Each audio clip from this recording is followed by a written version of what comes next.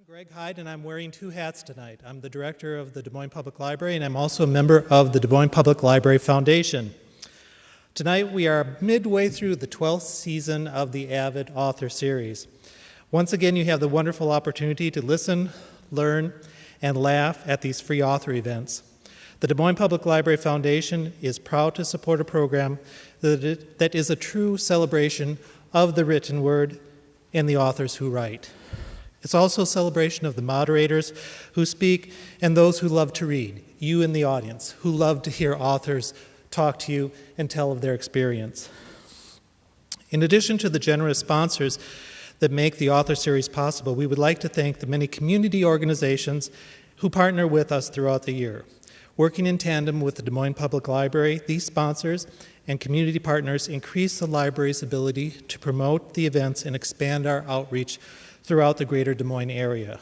I would like to take just a moment to thank these many organizations who provide their support for the AViD series. I would like to start out by thanking and acknowledging the Scottish Rite Consistory and thank them for sharing this beautiful auditorium for us to have the program in tonight. This is the first time I've been in here. I love it. Additionally, I would like to give special recognition and thanks to the Des Moines Public Library Foundation, Humanities Iowa, which is a state-based affiliate of the National Endowment for the Humanities, Douglas and Deborah West, Nationwide, Wells Fargo, the Principal Financial Group, Iowa Public Radio, and Hoyt Sherman Place Theater. We would also like to thank the following foundation members for their hard work and support with these AViD author series: Cynthia O'Brien, Kay Riley, Elvin McDonald, Don Taylor, Denise Holk, Kent Henrick. And also a thank you to the Foundation Executive Director, Dory Briles, who is our new Foundation Director as of 6 weeks ago and has hit the floor not only running, but flying. And her Foundation Assistant, the able and ever hardworking Stephen Hayter. But I would also like to give thanks to a person that you may see from time to time. She's the planner, the organizer, the marketeer, the troubleshooter, the driver of the authors, and coordinator of each year's AViD program, Jan Kaiser, who's my marketing manager. And I would also like to acknowledge the wonderful volunteers who help you to your seats, point out where the water fountain and the restrooms are, and who make this event more comfortable for you. So let's give a round of applause to all those people.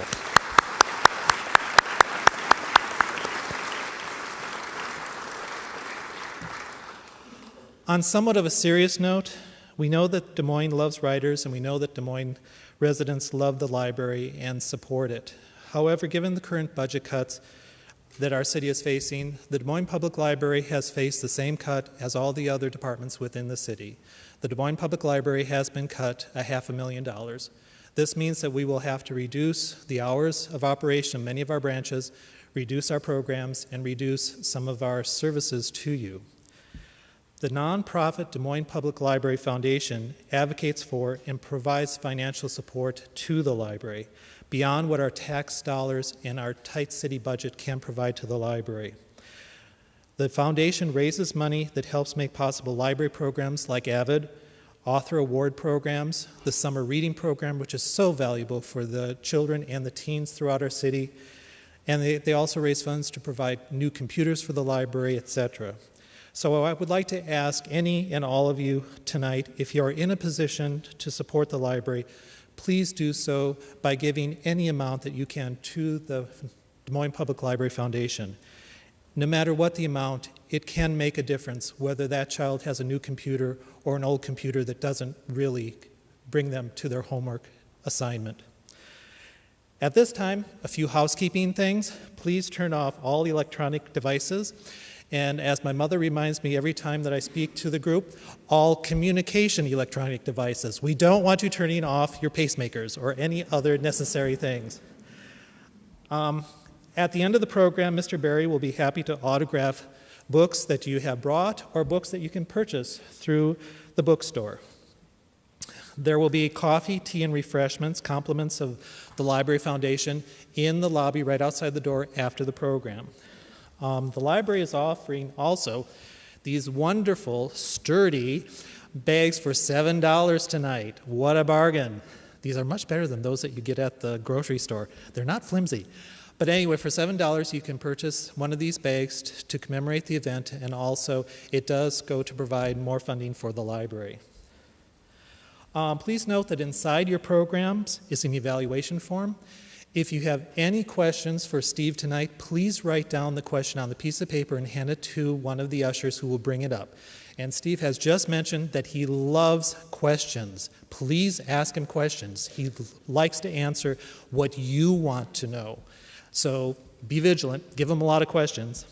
Also, you'll notice on the evaluation form is a place to write down if there are any future authors that you want us to think about in next year's AViD programs, or any genre that you want us to cover. Please give us your comments. Also, there's a place to put down your email if you want us to give you advance notice of these programs. I like it because it reminds me every day of what I need to do that week. And now for our program. It's my pleasure to introduce tonight's moderator. Harry Bookey is the chairman and sole owner of BH Enterprises, or BH Equities.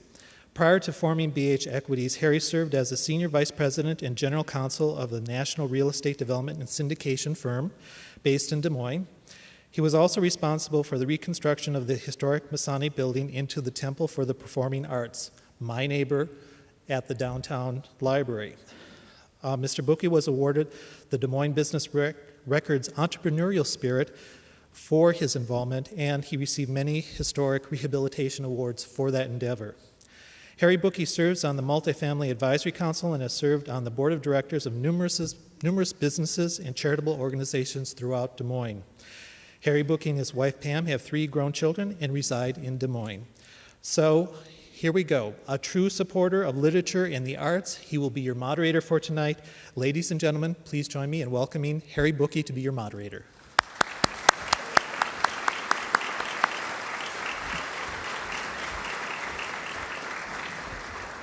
Thank you. I'm glad you all came out on this nice winter night. If Ian Fleming and Doris Kearns Goodwin had a love child, it would be Steve Barry, the best-selling author of The Jefferson Key, The Emperor's Tomb, The Paris Vendetta, The Charlemagne Pursuit, The Venetian Betrayal, The Alexander Link, The Templar Legacy, The Third Secret, The Romanov Prophecy, and The Amber Room. A fixture on the New York Times bestseller list, his works have been translated into 40 languages with more than 12 million printed books in 51 countries worldwide. Steve Barry was raised in Georgia and graduated from the Walter F. George School of Law at Mercer University. His road to publication was a long one, a process that took him 12 years, 85 rejections, over 5 different manuscripts before he was able to sell a story. He credits the nuns who taught him in Catholic school with instilling the discipline needed to both craft a novel and find a publisher. He's a devoted student of history. He is dedicated to researching his novels. In 2010, he and his wife, Elizabeth, founded History Matters, a nonprofit organization dedicated to aiding the preservation of the fragile reminders of our past. Since then, they have traveled the world raising much-needed funds for a wide range of historic preservation projects. Barry is also extremely active in the writing community and is a former president and founding member of the International Thriller Writers. His latest book, The Columbus Affair, introduces a new protagonist, Tom Seguin, a disgraced Pulitzer Prize-winning journalist. Seguin has lost his wife, his daughter, his parents, and his career. Worst of all, he was set up, destroyed on purpose, and there's nothing he can do about it. Tom is about to kill himself when Zachariah Simon appears. Simon is hunting for an ancient prize, sacred to millions of people, one that continues to hold cataclysmic political significance. To find the treasure, Simon has kidnapped Tom's daughter and delivers a chilling ultimatum. Give me what I want, and I won't hurt her. To save his daughter, Tom must solve a 500-year-old puzzle created by Christopher Columbus. Face down a shocking family secret and confront a host of ghosts better left alone. On a perilous quest from Florida to Vienna to Prague, and finally to the mountains of Jamaica, Tom Seguin's life will be altered forever. And everything we know about the man who discovered America will change. I think we should all welcome Steve Berry.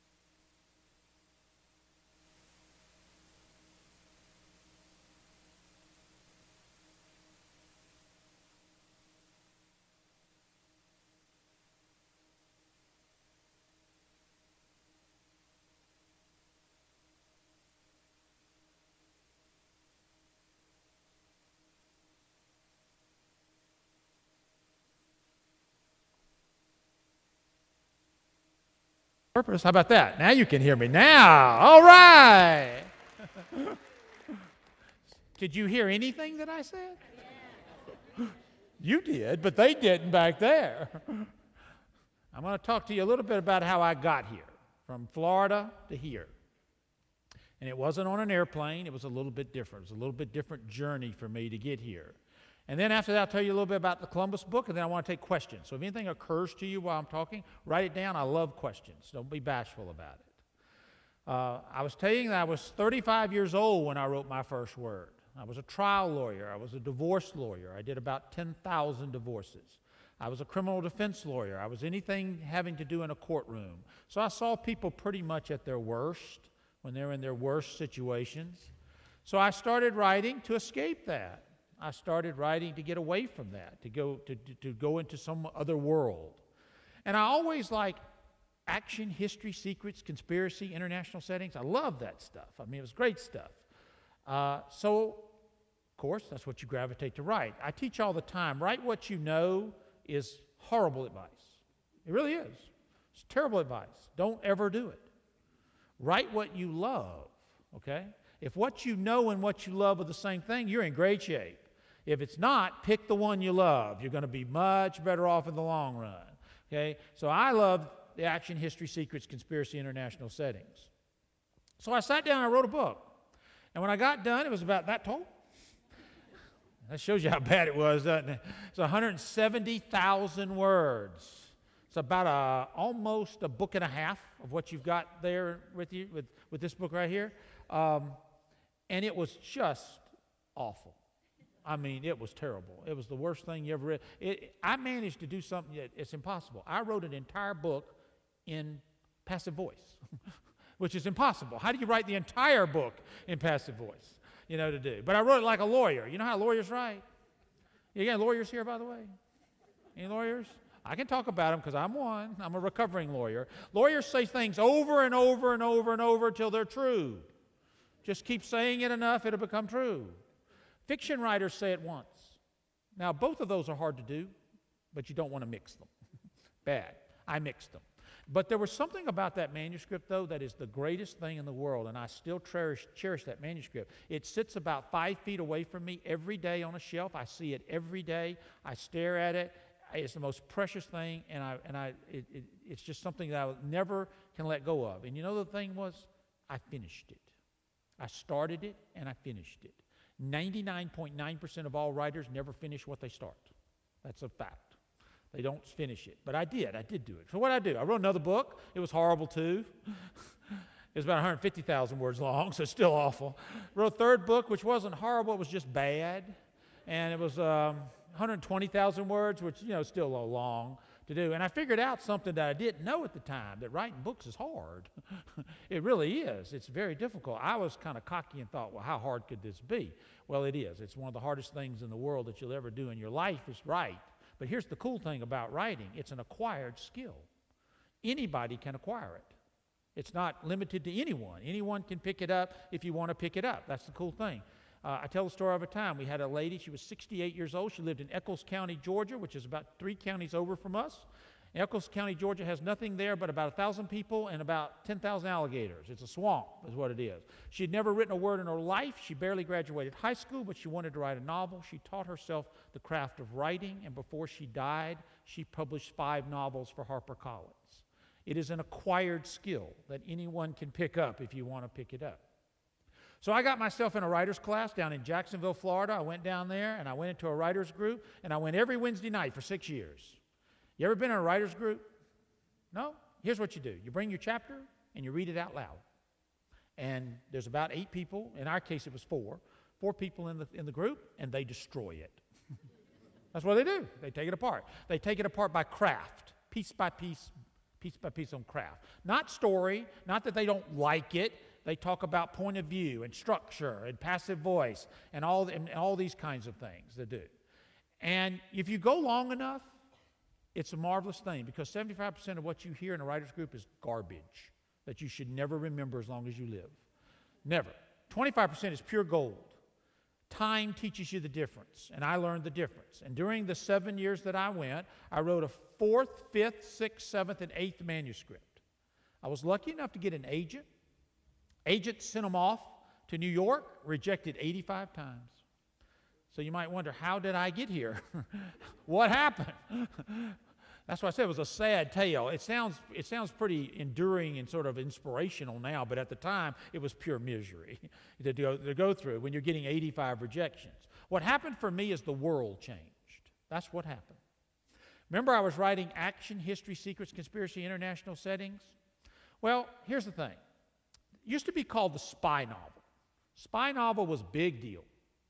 And in 1990, the Soviet Union fell, the Berlin Wall crumbled, the Cold War ended, and the spy novel died. It was the end of them. Now, if you were John le Carré, if you were Robert Ludlum, or if you were Ken Follett, you were cool, you were fine. You had your audience, and you were cool. But if you were Steve Berry trying to break into that genre, you can forget it. It wasn't happening. By the mid-90s, the genre was completely buried and gone, and by 2000, it was dust and forgotten. Gone. And then something happened. Something amazing happened. Random House bought a book from an unknown writer, a guy whose first 3 books were a total failure, pretty much. Barely sold anything. But his 4th book was different. It was kind of different. It was like something we hadn't seen before. And they sent it out to the booksellers. The bookseller says, yeah, it is kind of different. We kind of like it. And it was the Da Vinci Code. And they bought it. And you know what happened. It got published. It became number 1. It stayed number 1, 2, or 3 for the next 3 years. And what it did is it brought the genre back to life. And it wasn't a spy thriller anymore. It was now Action, History, Secrets, Conspiracy, International Settings. Guess what I was writing? I was in the right place at the right time at the right moment on the 86th time that Mark Tavani of Ballantine Books was looking for something to go with the Da Vinci Code. And that's how they bought the Amber Room. And I was lucky enough to get a blurb from Dan Brown, because Dan, now this is before Da Vinci is published now. This is many months before it's published. No one knew what was going to happen at this point. But I was one of those people who had bought his first 3 books. I loved his stuff. And we sent it to Dan, and Dan wrote back and said it was my kind of thriller. We said, way to go, buddy. We use those words all over the world, all over the world. It was really nice of Dan what he did. He gave me and a whole bunch of other writers a chance to be published. And that is why to this day, when I go into a bookstore and I pass a Da Vinci Code, I stop and I bow every time. It makes Elizabeth furious. She gets very mad. But I tell her, do not desecrate the Da Vinci. Stop. You bow and you say your thanks to the Da Vinci because God bless his soul. We wouldn't be here but for him. He also gave birth to an organization called the International Thriller Writers, which is 2,000 thriller writers from around the world. That organization would not exist but for the Da Vinci Code that brought the genres all back to life. And now the thriller genre is just gone crazy. And it's just as healthy as it's ever been, and hopefully it will keep going that way. I'm 11 books in now, which is a miracle to me. I tell people all the time, I'm sort of living proof that you can do it. If there's any writers out here and you came here tonight to hear a little inspiration, I'm going to give you some. Because 11 years ago, I couldn't give away a manuscript. I couldn't say, I will give it to you free. You may have it, take it, you may have it. No, I don't want it. Nobody wants to touch it. We're now in 50 countries and 41 languages around the world, to do. And it's just living proof that you can do it. It can be done, and you can put it together. I was very fortunate. The Amber Room did well. The Romanov Prophecy did even better, and The Third Secret did even better after that. Each book kind of grew for me. And then I created a new character in the Templar legacy. I created Cotton Malone. Cotton Malone is my retired Justice Department agent. He lives in Copenhagen. He runs an old bookshop there, and he gets himself into trouble all the time. Very similar to his creator, who gets himself into trouble all the time, too. I've now done 7 books with Cotton. He's been all over the world, to China, to Asia, to America last year with the Jefferson Key. He's dealt with some really cool stuff like the Lost Library of Alexandria, the Lost Tomb of Alexander the Great, Charlemagne, Napoleon's Lost Cachet, the first emperor's tomb in China, a clause in the United States Constitution that would shock you to know that it's there, but it's real and it's there. He's dealt with a lot of really interesting things. But Cotton can get a little testy. He called me on the phone about a year and a half ago. He does. He calls. People always laugh when I say that. Why do they laugh at that? He does call me. He called and he said, look, hey, I'm having a problem here. You're blowing up my bookshop. I blew up his bookshop 3 times, by the way. My employees will not work for me. I can't get any insurance on the building. My relationship with Cassiopeia has gone to pot because you won't give me any time to even get anything right. Could I please just have a vacation? Could I just have a year off? So I gave him this year off. And he took a vacation, and I created a new character, a man named Tom Seguin. And it's a very interesting story with Tom. He's, as you heard in the introduction, a disgraced newspaper reporter who knows he was disgraced, but cannot prove it. They set him up, and they took him down, but he can't prove it. He's the only one in the world who knows it. And he's at the end of his rope, and he's about to kill himself. He's going to put a gun to his head. He's done. I'm finished. I can't take this anymore. And a man shows up, a man who has his daughter held hostage. And he says, I need you to do something or I'm going to hurt your daughter. Now, there's just a teeny little problem. Tom and his daughter hate each other's guts and have hated each other's guts for a long time. They have a very troubled relationship. And Tom has to decide, do I go ahead and just kill myself and be done with it, or do I go help this woman who hates my guts? Well, of course, it's his daughter, and otherwise the book would have ended on page 10. So obviously he goes and he helps his daughter to do. And he deals with a mystery dealing with Christopher Columbus. And I'm going to kind of tantalize you a little bit with this book. I'm not going to give anything away, because I never do that. I don't want to give anything away at all. Here's something about Columbus I didn't know. We don't know anything about this man. We don't even know his name. We're not even sure that's his name, okay? We don't know where he was born. We don't know where he was raised. We don't know who his parents are. We don't know. He was an expert seaman, but we have no clue how he became one. How did he get to America? I don't know. The chart disappeared. When he got here, what happened? The Journal of Columbus that we all read is a copy of a copy. So you can see how accurate that would be. We don't even have a clue what he looks like. The 8 portraits that survive of him were all done by people who never saw him alive, except one who might have been done by a person who saw him alive that looks nothing like the other 7. Nothing close like the other 7 to do. Then there's another secret of Columbus, a mystery associated with him. I stumbled across it about 5 years ago in an old bookshop. I found a book, and I read it. It's a nonfiction book. It was written 40 years ago. I can't tell you what it is because it'll give the book away. But it is referenced in the back of the novel. If you want to read it, you can go find it and read it yourself and read it. And it has a very fascinating theory on Christopher Columbus, one I never considered before, that may now, after 40 years has passed since that book was published, may not only be possible but probable that it may be true. And it changes everything we knew about Columbus. Now, I'm going to tell you a couple things that doesn't give the book away, but hopefully will kind of get you interested a little bit. August 2nd, 1492. This we do know. He left Spain for the New World. Now, he was in a big hurry to leave. He said he was supposed to go the next day. No, we're not going next day. We're going tonight, right now. Let's go. Get ready, go. They got ready, they left. Coincidentally, on August 3rd, 1492, at midnight, it was illegal for any Jews to be inside Spain. They had been expelled by Ferdinand and Isabella 6 months earlier, and they had to be gone by that day. Columbus is gone. Aboard his ship is 87 men. 3 ships, 87 men. Contrary to Hollywood, that always shows the priests coming ashore and blessing the new world and all that stuff, not a single priest was aboard any of those ships. Not one. But he did bring a Hebrew translator. Why did he need a Hebrew translator? Actually, there was a reason why he needed a Hebrew translator, and he brought it on purpose. Another fact, you heard the tale all the time how Isabella sold the jewels to give the money to Columbus to buy the ships. Sounds great, doesn't it? Completely false. Ferdinand and Isabella were broke. They had not a dime to their name. They had just finished a protracted war with the Moors. They had just expelled them from Spain. They were bankrupt. The voyage of Columbus was financed by 4 conversos. Conversos were men forced to convert to Christianity, Jews forced to convert to Christianity on threat of death. One of those was very close to Ferdinand, his chief advisor. He and 3 of his friends paid for the voyage, which begs the question, why? Why did they pay for the voyage? What was the purpose of it? There actually was a purpose for it. There actually was a reason why that happened. All of this is explored in the novel.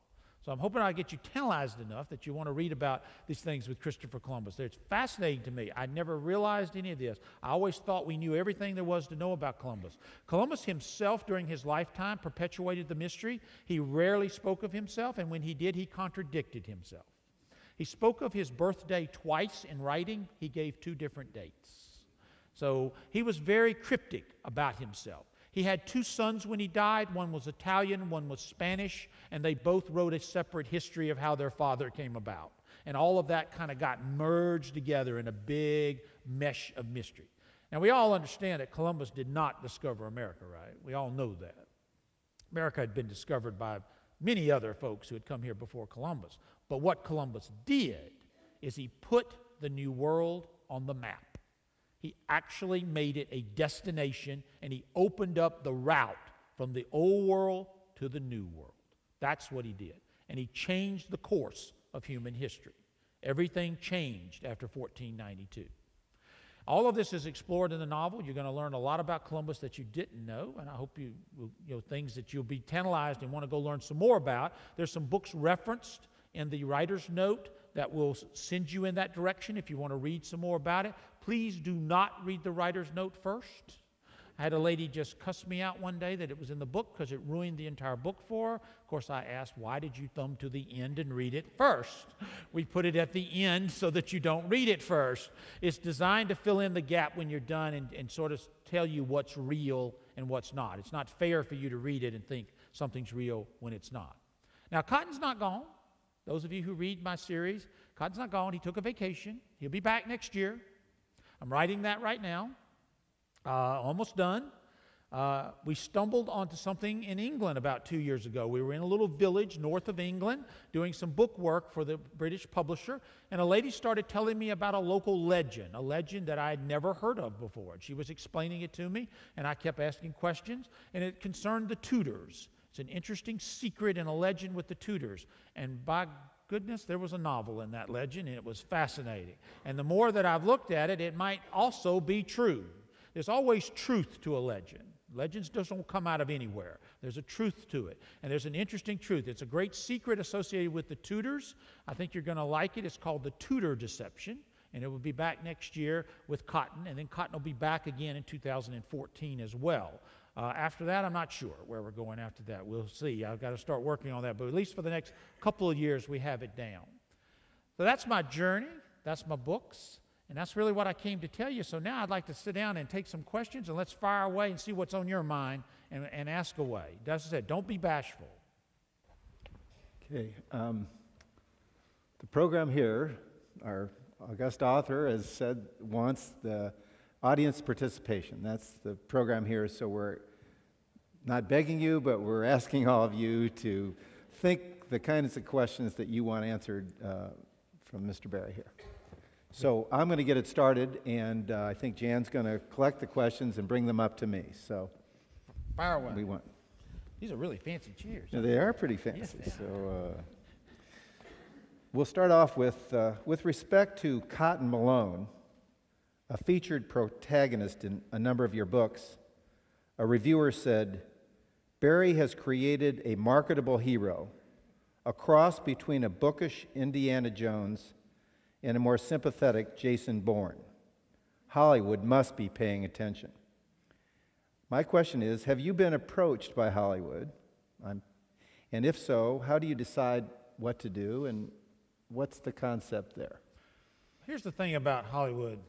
We get inquiries about twice a month, once or twice a month, I would say. We get maybe a couple of dozen a year from producers interested. The thing about it is, not a single one has ever brought a check. They're very interested, and they want to talk, and they want you to give it to them, but they haven't come with a check yet. And that's not that, I understand that, because I'm going to tell you what happens. When Hollywood calls you, what do you think is the first thing they ask you? What's your book about? No, they don't care. They don't, they don't care. There's one question they ask you, the first question they ask you, you know what it is? What's your sales? They want to know how many books you sold. You know why? Because they're looking for a built-in audience. They're looking for an audience that they can market to easily and draw into their movie and keep their marketing budgets as low as they can. We're popular and we're doing good, but we're not quite there yet, I don't think. I don't think we're quite to that point yet where we have enough of an audience for them to get really fired up. I know Lee Child with the Jack Reacher series. You know, the movie will come out in December, but they started talking to Lee 12 years ago, and he's 17 books in, and I'm only 11. I'm only 7 with this character. He's 17 with his character. So he's built a pretty solid audience. So I need a little more audience to do it. Now, you got to be careful when you sell a series to Hollywood. I don't know if you realize this. They don't buy just one thing. When you sell Cotton Malone, he's gone. He's gone. He's not mine anymore from a movie standpoint. So once I do it, it's over. That character belongs to that producer, to do as they wish with. And so I have to, when you do it, you got to be serious about it and make sure that you understand. Now, do I care what they do with it when they get it? Nope, I don't care. I'm just like David Baldacci. They did, David sold Absolute Power to the movies, his first book, and Absolute Power of the movie has nothing to do with Absolute Power of the book.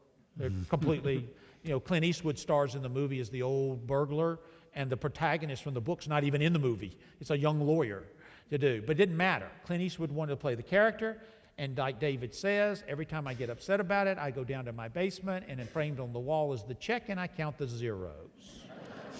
And once I count the zeros on the check, I feel great. And I'd be the same way. I don't care. I mean, they have their own problems to do. Once they buy it, it's theirs, and do as they wish with it. My second question involves a writing technique. In the Columbus book, which I read and highly recommend, you use italics to identify historical facts at times, but yet you present some of the central and controversial themes of the book through protagonists. For example, that Christopher Columbus was Jewish and so forth. So as they're reading it, how do you view the use of italics? How do you determine what you're going to kind of represent as specific fact, and how do you determine what should be presented by your protagonist? Well, in my books, when I flash back, it's always in italics. And so I would have a block. So if I'm flashing back in a historical context, like if we're in the present and someone's reading or thinking or being told about something that happened in the past, I would be a break, then italics, and it would be in italics. That's the way I do my flashing back. I keep it short, tight, and I always flash back in what we call action proper, which means stuff is happening. I don't just tell you. Now, occasionally I have to just tell. There's a couple things like with the magazine articles and some other things that are there. But by and large, I don't just tell you, I show you the flashback sequences. And I have to weigh that out because readers of my books like the history. That's what they like. They enjoy that aspect of it. That's what I enjoy about it. I have to weigh in there. And there's a balance. Mixing fiction, mixing fact with fiction is very tough. Mixing information with action, same thing. It takes, you have to learn the balance. I hope I establish it. Sometimes I get it right. Sometimes people say I don't get it right. You know, you never know. But I try as hard as I can to keep it moving without slowing down the story. Well, with all the number of questions we have, we're going to have to keep this moving too. Let's go. This is a. We encouraged them, and they came up. You got All the right. response. Go. Describe your writing discipline. Every day, time of day, setting. How do you organize your facts and information? I'm a morning person, so I write in the morning. See, I was a lawyer for 30 years, so I wrote at my office. I'd go to work at 6:30 in the morning. I'd write from 6:30 to 9, then I'd practice law the rest of the day. This was back in those 12 years when everything was being rejected. It also was the first 7 novels, too. I didn't quit practicing law until 3 years ago. So the first 7 novels, I still practice law. I'm a morning person. Writing is a discipline. You have to find the discipline that works for you and maintain it. If you're a night person, then you're going to do opposite of me. But you're going to find whatever discipline it is and work. And I still do that to this day. 6:30 to 11, break an hour or so, about 1 to 2. By 2 o'clock, my brain's had enough. 2 to 4, 2 to 5 is usually the business of writing. I have to deal with marketing, publicity, those kinds of things. The evening, I do a little research before to get ready for the next day. So it's a full-time job. It's really funny because my friends call me up all the time, and they say, well, now that you don't work anymore, can you want to do this? I don't have 3 jobs anymore. I used to be a lawyer, county commissioner, and a writer. Now I just have the 1 job. So I do adhere to that schedule religiously, yes.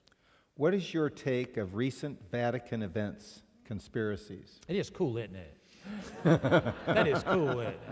I thought it was pretty neat. They said we made all that stuff up, didn't they? Yeah. They said it was not real. It is real. Isn't that amazing? The Vatican, the chief, you would think that the chief butler of the Pope would be beyond reproach, that you would trust him with your life, which popes do. And if he did betray him, it's kind of interesting. It's fascinating. So I think it's cool.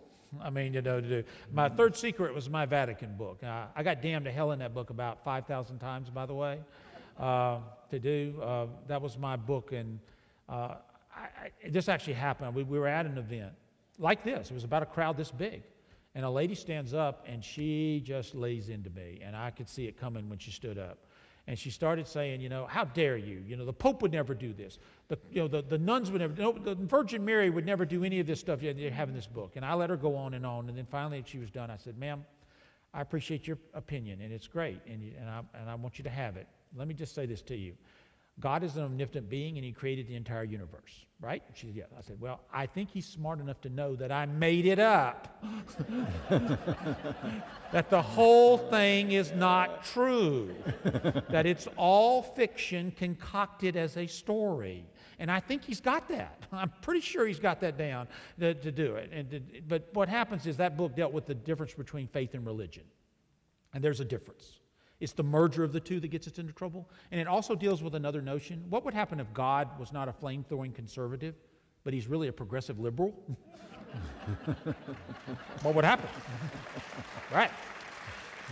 If God was kind of hip, and he was kind of liberal, and he was kind of cool, and we've got it all wrong. That book has a tremendously positive message on faith and a lousy message on religion. No question about it. But it was just my one book in that area. We're going to bring you back for the caucuses. So. Okay, all right. Okay. What are your criteria for a good mystery puzzle for your books? What's your inspiration? Well, I need something that I call the ooh factor first.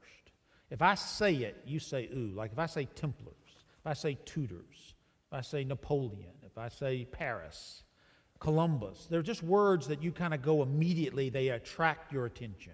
So I need something that'll get that ooh factor. But I have to have one other thing. Who cares about a 500-year-old secret of Columbus? What does it matter?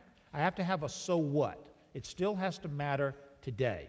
And in this case, Columbus's 500-year-old secret could change everything today, change every single thing about today, and have catastrophic consequences today. That's what you have to have. I have to have the ooh factor and the so what. I have to have both, and I looked for those desperately. Okay. Would you ever co-author a book? I'd love to do that. I would love to get me a co-author and do some stuff. I've got 1,000 stories in my head, and I'll never write them because there's no time. I can only write one a year myself. That's all I can do. I would love to have a co-writer to help bang out a first draft on a story that I would put together and outline out. That's the way Jim Patterson does it. Patterson conceives the story, puts it all together, outlines it out, gives it to the co-writer. The co-writer then bangs out a first draft.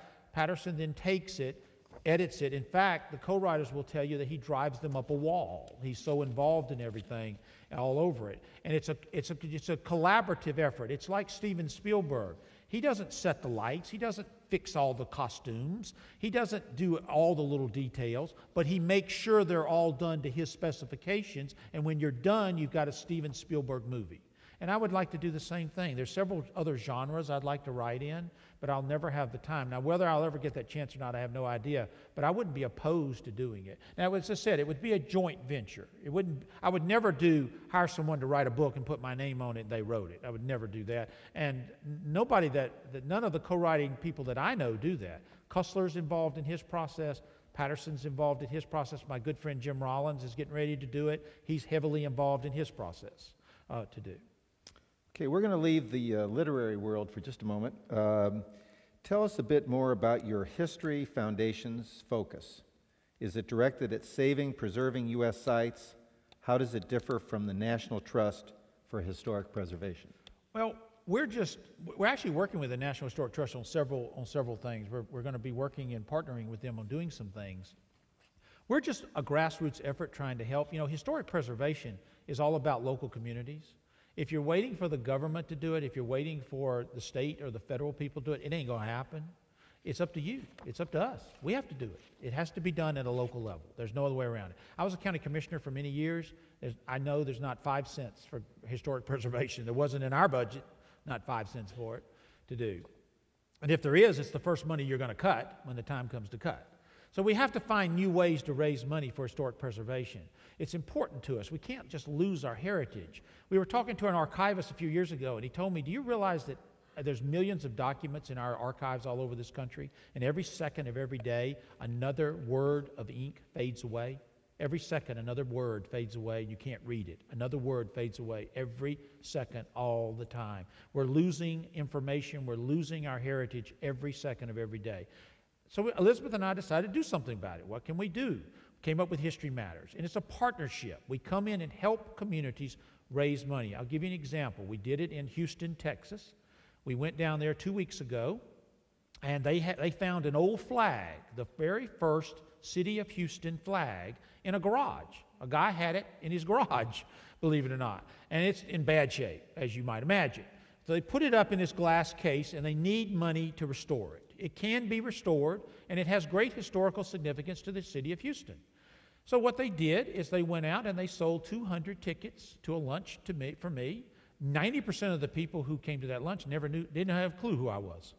They didn't have a clue. But they wanted to give to the preservation of that flag. And they came to the lunch, and we talked, and we had what we're doing here, interaction. When we're done, we sold like 160 books. They bought books from the local bookseller for 160 books, so they enjoyed themselves. Then we taught a writer's workshop afterwards. We're going to be doing that here in Des Moines. We'll talk about that before we leave here today. We're doing that here Saturday. I taught for 4 hours. Elizabeth teaches on the business of writing. I teach on the craft of writing. And it's good for all writers, all genres, published, non-published, whatever. We had about 80 people there. When we got done, we had $25,000 raised, and they restored the flag. So it's a partnership where we work together to make that happen. We've done these all over the country. We've raised a little over $250,000 for projects now, and we're going to keep doing it. And this Saturday, we're doing one here to help Terrace Hill. We're going to help benefit the governor's mansion there to do. So it's just a way to give back. Got it. Which of the books took the most time to research?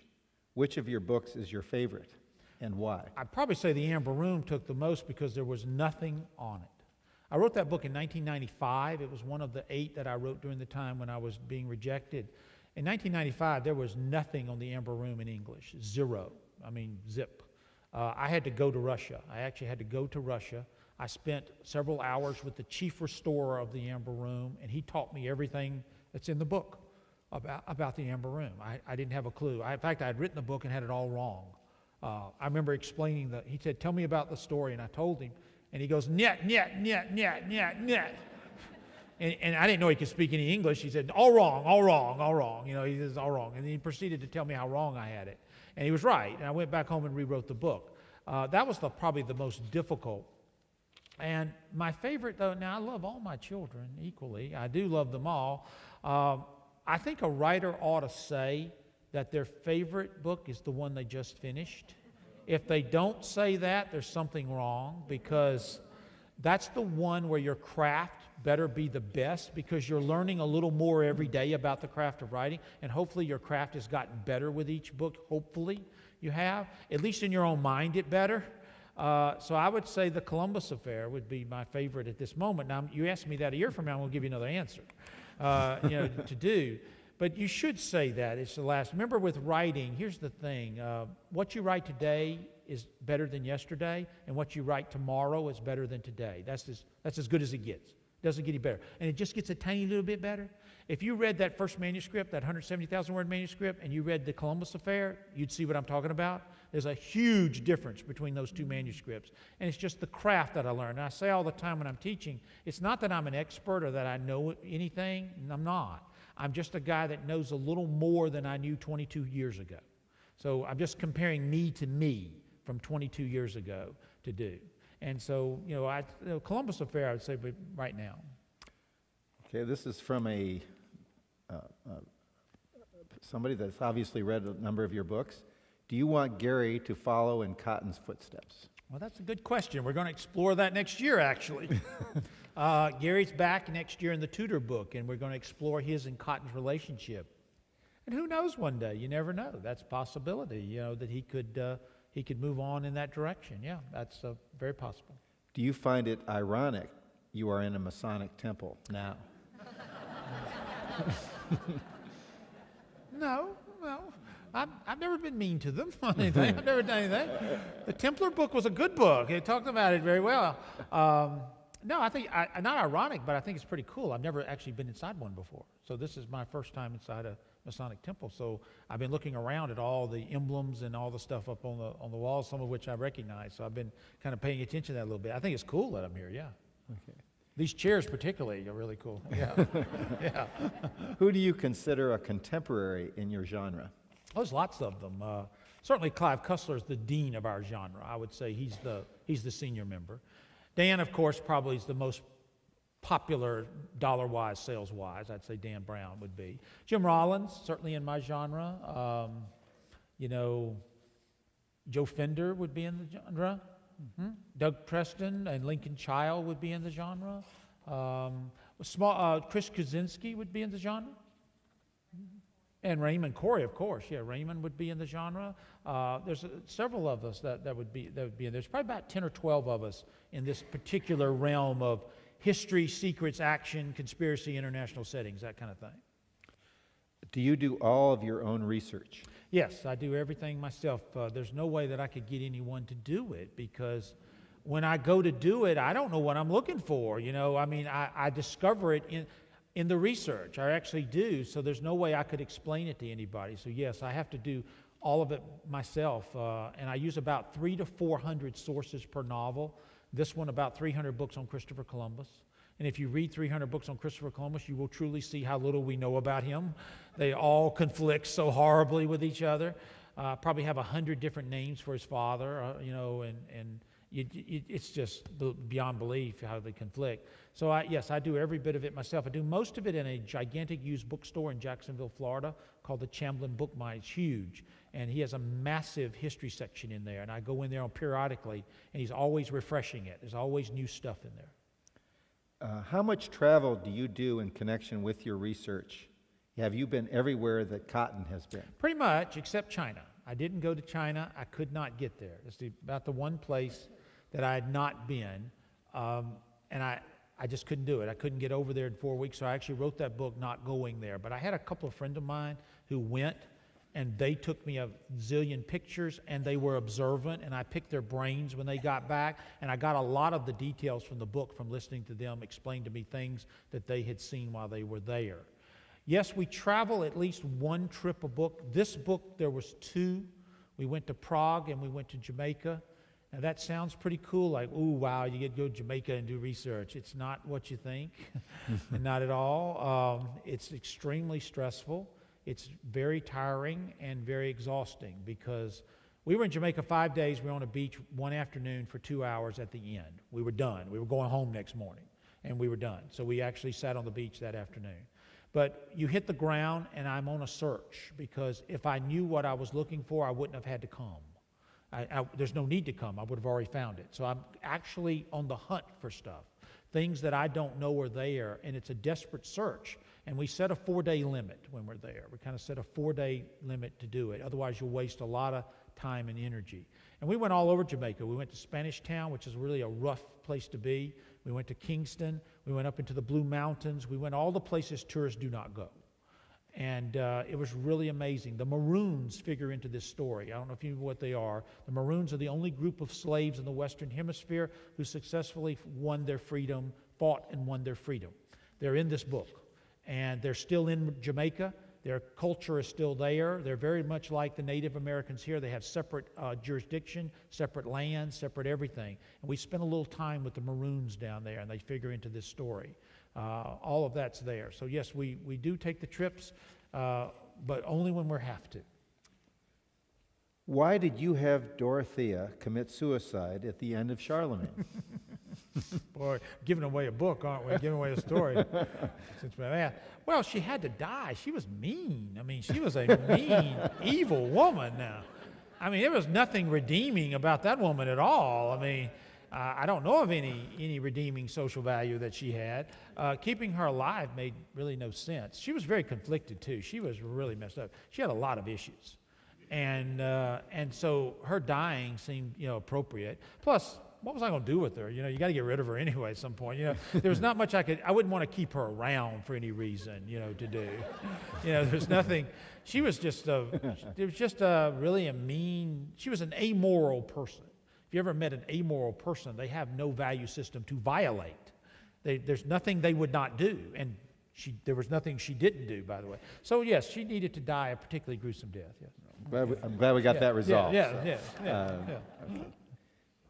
This is an unusual question. Coincidence and luck are real life, not fiction. Comment. Coincidence and luck. Well, they're very separate to me. I mean, coincidence is total happen chance, I guess, and luck, I guess they could coincide with one another. That's an interesting question. I mean, we struggle with both of those in thrillers, by the way, because coincidence factors into every thriller. There's always something that's coincidental in a thriller somewhere along the way, and we have to be very careful that it's not too coincidental to do. And that comes down to that first 100 pages of a novel to make sure we don't use coincidence too much. Luck I don't use too much in mine, because if you get too much luck going on in a thriller, then you won't buy into it. You kind of say, come on now. There was a thriller I read once where the bad guy and the good guy are in a shootout, and they're shooting at each other, and they both have clear shots, and they're both good shots, and they both shoot at each other, and the bullets are both coming at each other, and there's no way to avoid the bullets, and then the bullets hit each other in midair. Now, is that coincidence or luck? I don't know, but it makes no sense. Don't do that. You can't do that. So that's what you want to avoid something like that. Have you ever gotten any political pushback from the concepts, i.e. Alexandria link? I kind of expected a little with that book, to be honest with you, and we did not. Alexandria Link deals with a theory created by a man named Kamal Salibi. Those of you who haven't read the book, I don't want to give it away. It's a fascinating theory. It deals with the Bible and the Old Testament. It's the only theory that the Jews and the Arabs both despise, but for totally different reasons. They hate his theory with a passion. It's an interesting theory. It was done in a book called The Bible Came from Arabia. It's a fascinating idea that he comes up with when Abraham is looking at the land and God says, all of the land that you see is yours for your descendants. The problem is, what was he looking at? Nobody really knows where he was standing at that point. And Salibi has a fascinating theory that the land that he was looking at was not the Holy Land where we are expected, but was really in Western Arabia, where Mecca is. Now, can you imagine the repercussions that the holiest land of the Israelites is at the holiest spot of Islam? That would be a total disaster. Now, Salibi's theory is fascinating, and his book has never been refuted. And the Saudis will not allow, there's one way to prove his theory. You can prove his theory very simply. Dig archaeologically in Western Arabia. There's some spots that can be dug at, and you can prove the theory, or disprove the theory. And the Saudis will not allow it. They will not allow anyone to dig over there to do it at all. So I did it. We were at the office one day, the phone rang, and it was Al Jazeera. And Al Jazeera wanted to review the Alexandria link. And I wasn't real happy about that. I said, why don't y'all just ignore it, you know? Do you have to really review it for me? But they were very kind about the review. They had a good review, and they did a good job with it to do. That one was the only one that kind of, that I thought I would offend somebody. I was very careful about not offending in there. Salibi was interesting. I thought he was dead, but he was still alive when the book came out. And he sent me an email, and he was thrilled that someone had actually read his book and finally done something with his theory. And he just died about 6 months ago. He finally died 6 months ago, but he was just tickled to death that his book finally got some notice. So if you want to read it, read the Alexandria link. It's a very fascinating concept with the Old Testament. Are you ever criticized by historians? I have not to this day received any serious criticism from a historian, which is kind of interesting. I've been criticized like crazy by readers, but not by an historian. I'm not saying that I don't get some facts wrong, because I have. They've honest mistakes, and I correct them as fast as I can. We all make some mistakes. But by and large, I've done okay with the history of it. And I think the writer's note in the back kind of makes clear to anyone that where I made it up, that I clearly tell you that I made that up. So I haven't had a major problem. I made a couple little mistakes that were just clearly mistakes that I just screwed up that I needed to fix. But by and large, I've done okay on the facts. Is writing for you a career or a passion? If you weren't selling manuscripts, would you still be practicing attorney? No. Well, I would be, because I don't know what else to do, but I'm glad I'm not a practicing lawyer anymore. Those of you who practice law would know what I'm talking about. You know the life of a lawyer? Nobody comes to see a lawyer unless they have a problem. Nobody. Now, it may be a good problem, like I want to adopt a child or something like that. It's really good, or I want to buy a house, and good thing. By and large, it isn't. It's bad problems. It's really bad stuff. And they sit down, and you tell them what to do, and they go back, and they ignore everything you told them, and they come back and blame you for everything that went wrong. And that is your life as a lawyer. That is your life. And after about 10 years, it begins to eat on you. After about 20 years, you can't stand it anymore. And after 30 years, you just had plenty. Because it really is very frustrating to do. So I'm glad I don't practice law. I don't regret practicing law. I did it. It was fun. I just don't want to do it again, is all. I've done enough. I'm very fortunate that I get to write for a living. You can count on probably 2 hands the number of writers who get to do it for a living. If that's how tough it is out there to do it. And I mean make a reasonable living at it, that you can actually make a reasonable living at writing books. It's probably about a couple of dozen writers to get to do it. And I've been lucky that I was one of those. It didn't set out that way. I did not set out to do that. I simply started writing because I have a little voice in my head that tells me to write. Every writer on the planet has a little voice in their head that tells them to write. That's the only reason I did it. Then after a while, it became kind of a challenge. these 85 rejections are getting a little irritating, I got to pull, I want to do it now. I want to kind of see if I can do it. And then they started snowballing, and then all at once I realized I can do it for a living, so I got to do it. And I'm grateful for it. I get in trouble for this answer. I said it once in a group.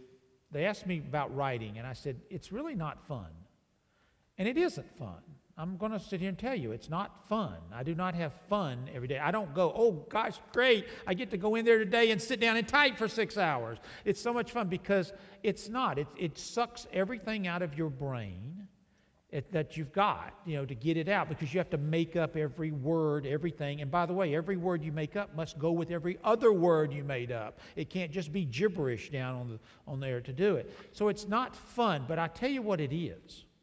When you write the last word of the manuscript, there's this moment of ecstasy where you go, wow, I did it and I finished it. And I did, it's done. I wrote the last word. That's what I live for. To write that last word. Now, I only get that for a day because the next day I have to start the next book, to do. I have to start, because I'm on a book a year, so I have to start the next book. But I get that moment. So the finishing of something is extremely satisfying. The creation of the story, very satisfying. I love that. And the fact that people like yourselves read it and enjoy it and give me your leisure time to sit down and read one of my stories, it's an honor. And I really love that to do, that you would give me that. But for it to be fun, no, it's a job. It's definitely a job. And I go in there 5 days a week, and I do it every day. Okay. Your books have such wonderful details. Is your research more print-based or people-based? Print, probably. I go to the people when I can. This book, I had 2 Sephardic Jews and 1 Ashkenazi Jew both read it to make sure I got the details right. And made quite a few changes based on their recommendations. So I wanted to make sure we got everything right. It's more towards Sephardic. I knew nothing about Judaism when I wrote this book. I knew zero about the religion, absolutely nothing. And so I learned from scratch. And so I hope the readers are going to get a little appreciation for it as well, because there's a taste in here, of course, with what we're dealing with. But I wanted to make sure I got it right. So then occasionally I do go to folks like that to help me out. How do you feel the Nook, the Kindles, the iPads, and the whole digital era is influencing publishing and authors, and has it influenced you? Oh my God, it's changed everything. 4 years ago, e-books were 5% of my sales. Now they're 70%. That's the difference. It's called the e-revolution. It happened in 08, 09. It was over in 010. The e-revolution has occurred, it has happened, it is done. There is no going back. Zero going back. Now, are books going away? Absolutely not. Absolutely not. Is the primary medium for delivery of information shifting from paper to ones and zeros? Yep, it is. No question. Will it take time? Yeah, it's going to take about another decade, 10, 15 years, but it's going to happen. Books are still not going anywhere, but there'll be less of them. There'll be more precious, there'll be more collector items, there'll be more things like that. It's shifting. There's no question that it's shifting. You can see it every day. I mean, 70% of the books bought of mine are e. I am very typical in my genre. Every writer I know in my genre has the same statistic. It's about 70-30 in mine. Same in many other genres. So it is shifting. But let me just say this to you. And think about this for a minute, because we always hear this, oh my God, the sky's falling, it's awful, the whole world is doing. We live at the precise moment in history when this is happening. It's pretty cool, actually. Usually it's either happened or it's going to happen later. We live at the moment that it's actually happening to do. Now remember when we chiseled in stone? Remember how they chiseled everything into stone, and somebody got out and got this mud and they laid it out and they wrote with their fingers and the sun dried it, and they went, look at this clay tablet. It was so easy to make and it's so light. People said that you're crazy. Those things will break. They'll never last. What happened? Stone went away, clay took over. Then somebody went out into the marsh and found this papyri and figured out how to make this papyri and get some ink and write on it, and people said, you're out of your mind. Those things are so fragile. They'll break, you'll tear them up. What happened? Papyri took over. Then parchment took over. Then paper took over. Now ones and zeros will take over. Now here's the thing. Every single time in human history when that happened, only one thing happened. everything got bigger. It never once got smaller. Never once did it shrink. It just grew, and that's what we're happening. Books are not going anywhere. They're not going anywhere. There's only a tiny percentage of books that are digitized. Most books are not. Libraries will become much more important because there will be the repositories of those books that you're going to need. All these things are going to adapt and shift, but it's happened. And I get in trouble sometimes because people say, well, the book in this, but I can't stop it. It's already done. It's over. And so now we just have to embrace it and move on. Can you say a little bit more about your education with the nuns? Oh, the nuns. Anybody go to Catholic school here? Oh, yeah. You know what I'm talking about then, don't you? Let me tell you this. Nuns that I watched in my years in Catholic school, what they did to kids, you go to prison for now. You do. You would be indicted and convicted and put in prison for what they used to do. They had no rules. They were very tough, and they were brutal. I mean, I'm not going to fool it. They were brutal, but they had good intentions, and they taught well. They really did. Their whole life was their only thing they had in their life was to teach you. That was their life. They do it. And I learned discipline from those nuns. Those nuns taught me how to sit down and stick with something and not quit on it. Because if you did quit, they would inflict pain upon you. So you learned not to quit. And they taught me a lot. And I still can hear those nuns' voices in my head every day to do. And they keep me going forward. So I do thank them for that. Can you describe how you do your research? Physically do your research? Well, mainly go up to the Chamberlain book mine, and then, like this book, I went up and I bought every book he had on Columbus, about 300 some of my books, put them in boxes, bring them home. I sit down, I start going through them one at a time. Now, I don't read every word of 300 books, but I do read good chunks of 300 books. And then there's a few of the books I do read almost every word of, if I find them particularly useful and interesting. So I go through it and I write little nuggets on a yellow piece of paper, and by subject matter. Like I'll have a Columbus subject matter, I'll have a Jamaica subject matter, a Prague subject matter, and I write down all the nuggets. And then when I'm done, I've got a stack of sheets about this tall, and they're separated in subjects. And as I'm writing, I pull those things out, and I get the nugget out, I insert. Now, I only use about 25% of what I write on those pages. 75% I never touch, because it's too much stuff. You have to weed through it to do. And that's how I do it, basically. The internet, rarely, I use it like a giant glossary or a giant index. If I find something on the internet that looks interesting, I always go and verify it in books. Because you got to be real suspect of any information you find on the internet. So I always go and verify. If I find something on the internet that says, that's really cool, I want to use that, I got to go make sure it's right. And I got to do it through my other sources. So that's how I do it mainly, is all through just the old-fashioned way. Okay. Well, we could go on here for quite some time, but I'm getting a little bit of a nod that Let's talk about that time workshop. is finishing up. So I know you wanted to mention the Writer's Workshop, but before that, we're just going to finish with this one question. What was your inspiring moment that changed your career path? Ooh, a new question there. The inspiring moment that changed my career path. Now, don't blow it. This is our finale. There's a couple of... No pressure, huh? No pressure.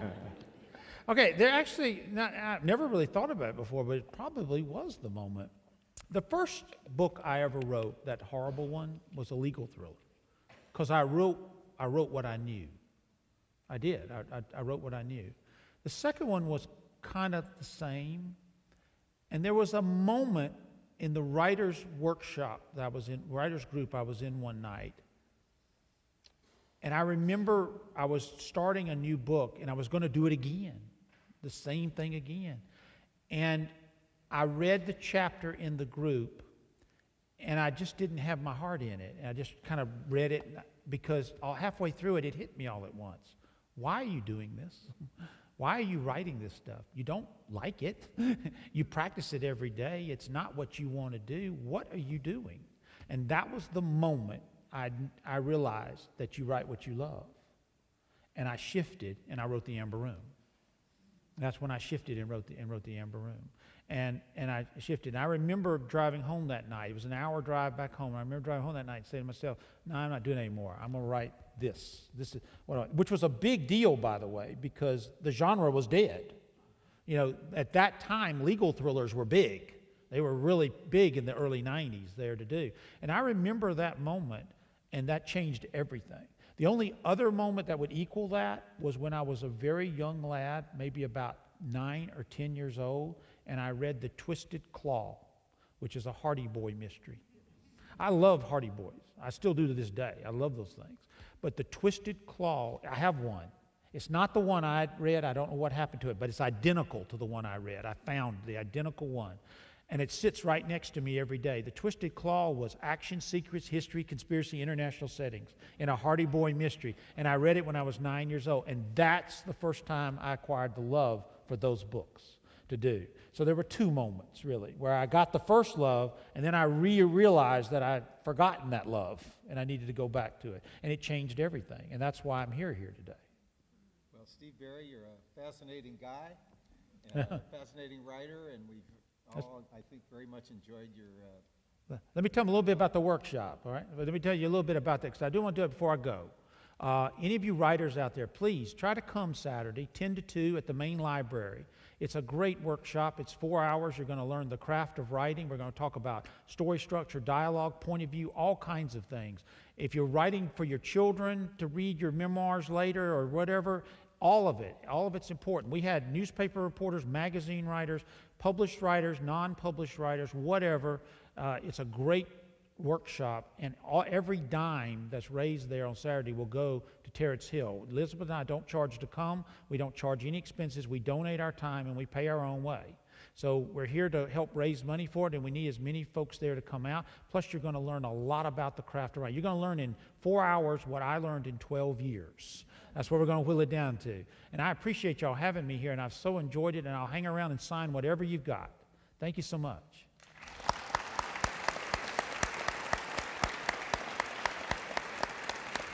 And I think John Busby's in the back if you want to sign up for the workshop. I think he's